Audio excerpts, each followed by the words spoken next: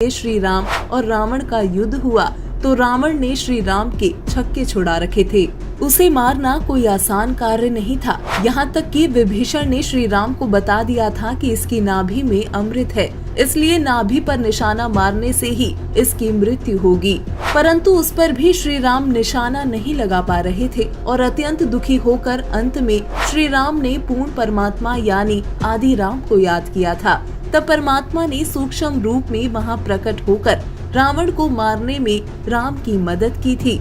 ऐसे में ये जानना बेहद जरूरी है कि वो पूर्ण परमात्मा यानी आदि राम कौन है, जिसे रावण का वध करने के लिए श्री राम ने याद किया था।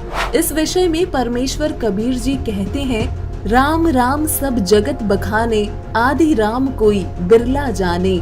हम सभी जानते हैं कि तीन लोक के स्वामी श्री विष्णु जी ने त्रेता युग में अयोध्या के राजा दशरथ के यहाँ माता कौशल्या के गर्भ से श्री राम रूप में जन्म लिया और अंत समय में श्री रामचंद्र ने सरयू नदी में जल समाधि लेकर अपने प्राण त्यागे थे।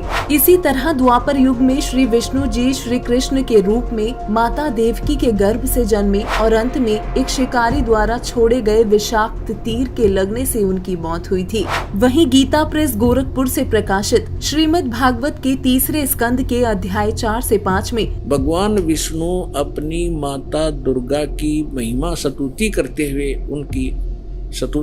हुए बोल रहे हैं, तुम शुद्ध स्वरूपा हो, यह सारा संसार तुम से उद्भासित हो रहा है। मैं ब्रह्मा और शंकर हम सभी तुम्हारी कृपा से विद्यमान हैं। हमारा आविर्भाव माने जन्म, तिरोभाव माने मृत्यु। हमारा तो जन्म और मृत्यु हुआ करता है, केवल तुम ही नित्य हो, जगत जननी हो, प्रकृति और सनातनी देवी। देवी पुराण के इस उल्लेख से ये स्पष्ट है कि तीनों देवता नाशवान है तथा ये तीनों देवता तथा इनके अवतार आदि राम यानी सृष्टि रचनहार अविनाशी भगवान नहीं है।